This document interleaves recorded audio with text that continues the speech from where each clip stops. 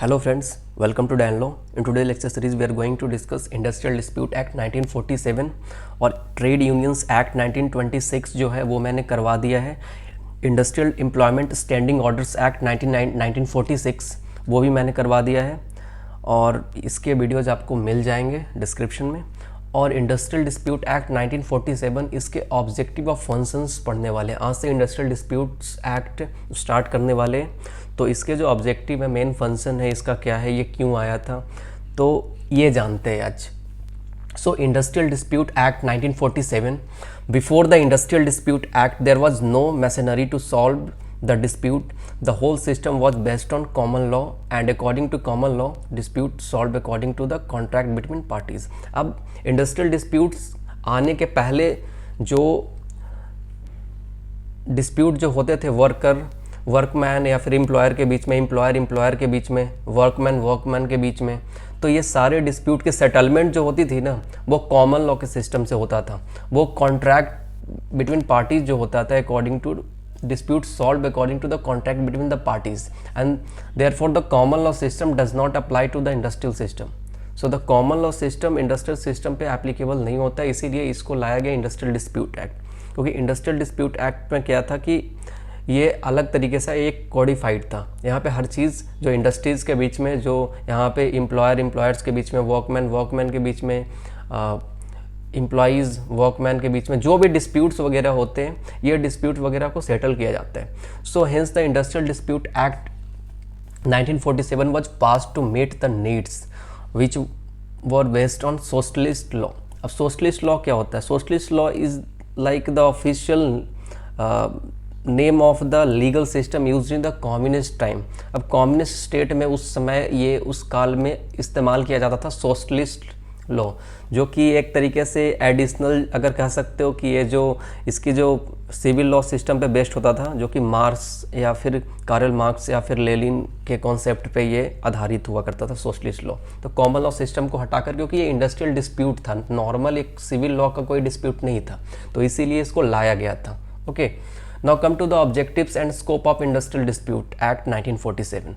The promotion, first objective and scope is the promotion of measures for securing amity and good relation between the employer and workman. So first one is like, यहाँ पे ये था कि यहाँ पे इसको लाया गया था कि like प्रमोशन करने के लिए.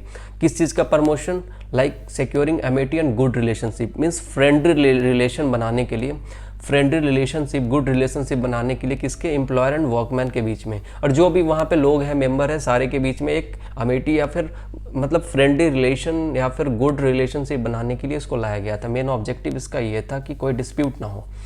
And investigation and settlement of industrial dispute, इसका मेन काम था कि इंडस्ट्रियल डिस्प्यूट को का इन्वेस्टिगेशन करे, उसका सेटलमेंट करे इंडस्ट्रियल डिस्प्यूट का, जो कि एम्प्लॉयर्स के बीच में है, एम्प्लॉयर्स वर्कमैन के बीच में है, या फिर वर्कमैन के बीच में है. So with the right of presentation by registered trade union. Okay, so इसका मेन था कि वो इन्वेस्टिगेशन करे जो भी डिस्प्यूट है एम्प्लॉयर्स के बीच में, एम्प्लॉयर्स वर्कमैन के बीच में, वर्कमैन के बीच में.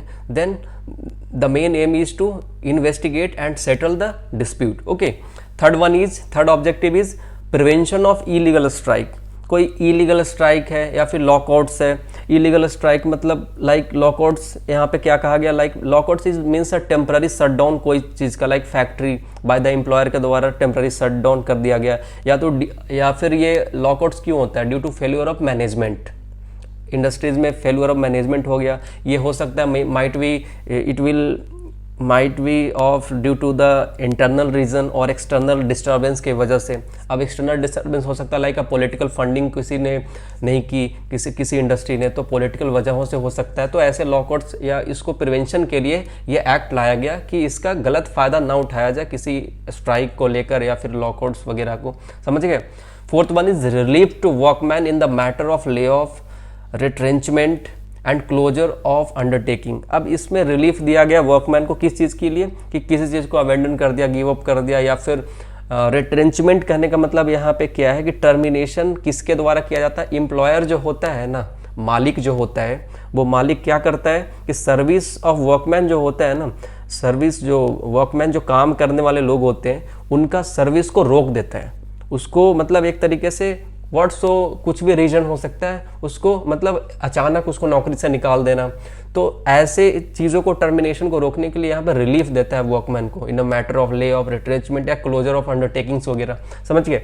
तो ये मेन ऑब्जेक्टिव इसका ये था इस एक्ट का, जो इंडस्ट्रियल डिस्प्यूट एक्ट 1947 है। कलेक्टिव बार्गेनिंग, जैसे कि मैंने बताया था कि कलेक्टिव बार्गेनिंग मतलब कोई रिप्रेजेंट करेगा किसी, मान लीजिए वर्कमैन के अगेंस्ट कोई चीज़ गया या वर्कमैन को एक्सप्लॉइट कर रहा है कौन, जो एम्प्लॉयर है, तो कहीं ना कहीं इसके लिए क्या है कि कलेक्टिव बार्गेनिंग एक ऐसा कॉन्सेप्ट है, means it is a tool of a trade union, और किसी भी यूनियन का एक टूल होता है collective bargaining for negotiation, better negotiation. Okay, जैसे कि यहाँ पे बताया था कि if you are individual so you can not fight, okay, if you are in number like thousands lakhs you can fight easily for your rights, okay। so ये collective bargaining का concept ऐसा है। Sixth one is to achieve industrial peace, harmony, good relation and economic justice. For this machinery was provided called workers committee and which discussed the issue of common interest to maintain the cooperation and accommodation, mutual trust, etc. But this machinery was not functioning. This objective suffers from the idealism, so it is not practically realizable because there is always a clash between interest of two, okay। Seventh objective is like to fulfill the industrial needs, industrial needs को fulfill करने के लिए like work किस तरह का unit, mutual trust, tolerance वगैरह को उसको फुलफिल करे। मतलब मेन ऑब्जेक्टिव इसका ये है कि इंडस्ट्रियल नीड, जो वर्कमैन है, एम्प्लॉयर्स है, हर लोगों को कहीं ना कहीं उस हर नीड्स जो है, म्यूचुअल ट्रस्ट होना चाहिए, एक यूनिट होना चाहिए एंड टॉलरेंस, लाइक ऐसा वर्क को लेकर एक फुलफिल करे इंडस्ट्रियल नीड्स को, ओके। 8th का रहा है cooperation between employer and employees, कि जो एम्प्लॉयर होगा और एम्प्लॉइज होंगे, जो नौकरी देने वाला होगा, जो मालिक होगा, और जो एम्प्लॉइज मतलब जो नौकरी कर रहा है वहाँ, उसके बीच में कोऑपरेशन होना चाहिए। They must develop the spirit to work, मतलब वर्क स्पिरिट होना चाहिए, वो मतलब एक टीम स्पिरिट होना चाहिए, मतलब टुगेदर मिलकर एक तरीके से काम करें उन लोग। 9th बोल रहा है the main objective like the protect the democratic rights of strike and lockouts. कोई भी स्ट्राइक हो रहा है या कोई भी लॉकआउट्स हो रहा है, चाहे तो वो इंटरनल्स या एक्सटर्नल्स डिस्टर्बेंस की वजह से हो, मैनेजमेंट काम ना कर रही हो, तो ये जो उसको डेमोक्रेटिक राइट्स ऑफ स्ट्राइक के तरीके से उसका प्रोटेक्ट करे। ऐसा नहीं कि कोई भी किसी को कभी भी नौकरी से निकाल देगा, कोई भी मैनेजमेंट काम नहीं कर रहा तो उसको सैलरी नहीं मिलेगा। तो हर चीज़ को मैनेज करने के लिए, उस डिस्प्यूट को मैनेज करने के लिए कहा गया कि यहाँ पे डेमोक्रेटिक राइट्स होनी चाहिए, लाइक यहाँ पे कि हर किसी का अपना अधिकार होना चाहिए। मान लीजिए एक एम्प्लॉयर है, एक एम्प्लॉइज़ है, तो हर का अपना अपना राइट्स है, ओके, सबके मतलब अपने अधिकार होंगे, तो उसको उसका सुरक्षा करेगा। तो मेन ऑब्जेक्टिव इंडस्ट्रियल डिस्प्यूट का ये था कि डिस्प्यूट सेटल होगा जल्दी से जल्दी, ऐसा नहीं हो कोई आर्बिट्ररी कोई बाहर का पावर होगा। 10th है to provide effective easy mechanism, efficient, speedy and professionalise for the settlement of industrial dispute.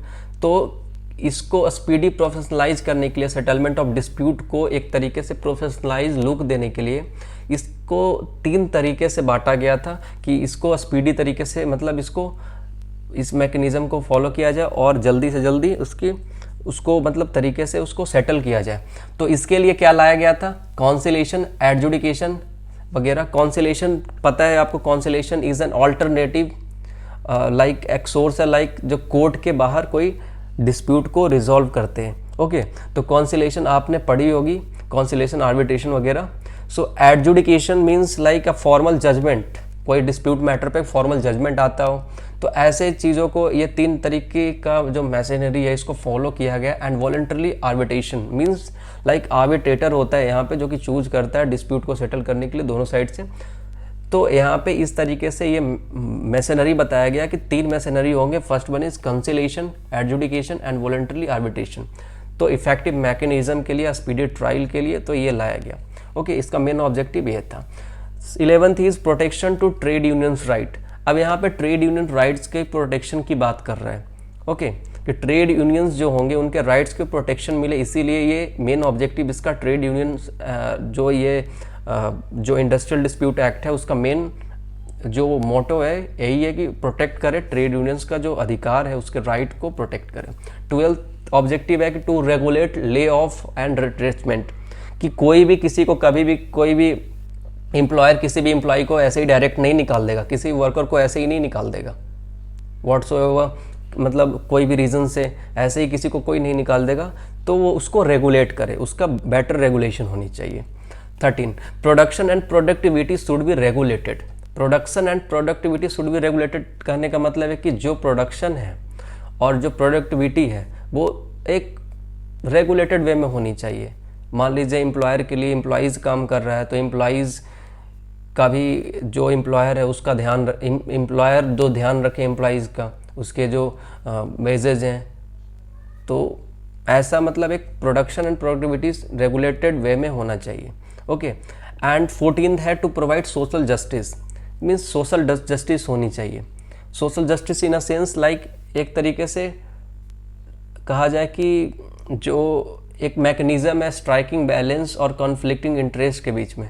Okay like common, like यहाँ पे होना चाहिए competing interest with a minimum waste, मतलब कोई ज़्यादा वेस्ट नहीं होना चाहिए। लाइक यहाँ पे सोशल जस्टिस प्रोवाइड्स करता है compensation to workers who are in trouble. Like कोई वर्कर है, काम करने वाला है, तो ये दायित्व बनता है एम्प्लॉयर का कि जब वो ट्रबल में है तो उसको कंपनसेशन दे। अगर इन इंडस्ट्री, कोई भी इंडस्ट्री है, सपोज कोई भी इंडस्ट्री है, तो इंडस्ट्री में क्या होता है, इंडस्ट्री के अंदर एम्प्लॉयर होते हैं, वर्कर होते हैं। तो एम्प्लॉयर तो अपना प्रॉफिट के लिए काम कर रहा है, एम्प्लॉयर का क्या काम है, ये प्रॉफिट को वो कलेक्ट करे। Means in industry employers want maximum profit and returns and employees want maximum wages. और रिटर्न में क्या चाहता है, जो एम्प्लॉयज़ होता है, जो काम करने वाले जो होते हैं, उनको मैक्सिमम वेजेस चाहिए। तो ये कम से कम ये प्रॉपर एक सोशल जस्टिस होना ज़रूरी है। To protect the employees, employees को सुरक्षा देना। So compensation should be paid to the person who will be terminated so one can carry on the expenses of his family. समझ गए? Like in future if there is any vacancy then terminated workers को appoint किया जाए। Social justice ये कहता है कि situation like more appropriate action होना चाहिए। तो social justice is different from the legalistic justice, like it observe surroundings and circumstances. Moral attitude, नैतिक सिद्धांत वगैरह जो होते हैं, प्रिंसिपल्स होते हैं, ह्यूमन वैल्यूज होते हैं, लाइक हर चीज़ को ऑब्जर्व करे एक तरीके से लीगलिस्टिक जस्टिस की तरह, समझे? सो एक तरीके से समझ गए, ये सारे इसके ऑब्जेक्टिव्स हैं। अब आगे आता है features of industrial dispute act. तो first feature is strike and lockouts are prohibited during the pendency of conciliation, adjudication and settlement of proceeding. अब यहाँ पे स्ट्राइक्स एंड लॉकआउट्स को प्रोहिबिट करे कि कोई किसी को ऐसे ही मतलब मैनेजमेंट को रोक देना काम वगैरह, कोई एक्सटर्नल या फिर इंटरनल डिस्टर्बेंस की वजह से। तो जब तक कॉन्सिलेशन है पेंडेंसी में, एडजुडिकेशन है, किसी चीज़ पर निर्णय आने वाला है, या कोई डिस्प्यूट सेटलमेंट पेंडिंग है, या फिर उसको मतलब कॉन्सिलेशन, कोई कॉन्सिलेटर अपॉइंट किया गया है, या फिर उसका एक तरीके से डिस्प्यूट को सेटल किया जा रहा है, तो उस समय उसको प्रोहिबिट करे स्ट्राइक और लॉकआउट्स को। इसका मेन फीचर्स ये है कि ये बताता है। Second, an industrial dispute may be referred to an industrial tribunals by an agreement of the party dispute by the state government. कि कोई भी इंडस्ट्रियल डिस्प्यूट है तो उसके लिए रेफर किया जाएगा इंडस्ट्रियल ट्राइब्यूनल्स में। And award shall be binding on both the parties to the dispute for a specific period not extending 1 year. Okay, I don't think so कोई दिक्कत है। In public interest of emergency या फिर appropriate emergency में appropriate government जो होगा उसके पास पावर होता है क्या, to transport coal, iron, steel industry to be a public utility service के लिए। ये पब्लिक इंटरेस्ट में कभी भी एप्रोप्रिएट गवर्नमेंट चाहेगी इमरजेंसी के टाइम में, तो उसके पास ये अधिकार है कि कोई भी ट्रांसपोर्ट या कोल या फिर आयरन या फिर स्टील इंडस्ट्री को पब्लिक यूटिलिटी सर्विस के लिए उसको इस्तेमाल किया जा सके। ये इंडस्ट्रियल डिस्प्यूट एक्ट इसको एक तरीके से पावर देता है, ये फीचर है। और ये मैक्सिमम पीरियड 6 मंथ के लिए बताया गया यहाँ पे, तो इसको याद रखिएगा। अब आगे आता है in case of lay of. अब ले ऑफ में मान लीजिए कोई स्टॉप है या रिट्रेसमेंट वगैरह है, मतलब किसी एम्प्लॉयर को नौकरी से निकाल दिया, means the termination bye the employer, not employer को नौकरी से नहीं निकाला है, मतलब एम्प्लॉइज को नौकरी से निकाला, sorry, means the termination bye the employer of the service of a workman for any cause so on कोई रीजन से निकाल दिया। तो यहाँ पे कहा कि इन केस ऑफ, इस केस में एम्प्लॉयर इज रिक्वायर्ड टू पे कंपनसेशन। मान लीजिए कोई एम्प्लॉयर है और एम्प्लॉयज़ को ऐसे ही निकाल देता है, किसी मैनेजमेंट का डिस्प्यूट है या ऐसे ही, तो एम्प्लॉयर का ये मतलब एक एम्प्लॉयर का ये दायित्व बनता है, obligation, it is the obligation of the employer to pay the compensation to the employees, जो वर्कमैन है उसको कंपनसेशन दे। So the provision has also been made for the payments of compensation to workman, कि यहाँ पे जो feature इसका बताया गया कि ये फीचर डिस्प्यूट सेटल के करने के बाद ये कहीं ना कहीं कंपनसेशन को भी प्रदान करती है, किसको, वर्कमैन को। Okay, and seventh one is number of authorities such as workers committees, conciliation officer, board of conciliation, okay, या फिर labour court tribunals provide settlements of industrial dispute. अब यहाँ पे ये कहा गया कि इंडस्ट्रियल डिस्प्यूट के लिए वर्क कमिटी होती है, कॉन्सिलेशन ऑफिसर होता है, बोर्ड ऑफ कॉन्सिलेशन होता है, लेबर कोर्ट होता है, ट्रिब्यूनल्स होता है। सो जो प्रोवाइड करता है इंडस्ट्रियल डिस्प्यूट को सेटल करने में, मतलब एक मदद करता है। जैसे वर्क कमेटी को, जैसे कि it consist of representatives of employers and workman constituted by a democratic principles. तो ये वर्क कमेटी ये डिसाइड करती है। ओके, इंडस्ट्रियल डिस्प्यूट वगैरह इसको सेटल करती है वर्क कमेटी। ओके, एंड जैसे कि एक जानते हो कि it is to provide a piece of effective machinery for the settlement of industrial dispute. There are 3 types of machinery बताया था मैंने, conciliation, adjudication and voluntarily arbitration। इसको याद रखना, क्योंकि ये 3 जो बेसिक मैशनरी प्रोवाइड किया गया है इस एक्ट में। तो कॉन्सिलेशन, एडजुडिकेशन और वॉलंटरली एग्रीमेंट, इसको एक बार देख लेना आप। ओके, मुझे लगता है ये क्लियर हो गया। नेक्स्ट टॉपिक में जो कि डिस्कस करने वाले हैं, नेक्स्ट टॉपिक होगा अपना, जो कि बिगिनिंग होगा, जो कि डेफिनेशन क्लॉज जो होंगे इंडस्ट्रियल डिस्प्यूट एक्ट के, वो डेफिनेशन क्लॉज डिस्कस करेंगे। Okay, so thanks for watching, this Deepak Anandan signing off.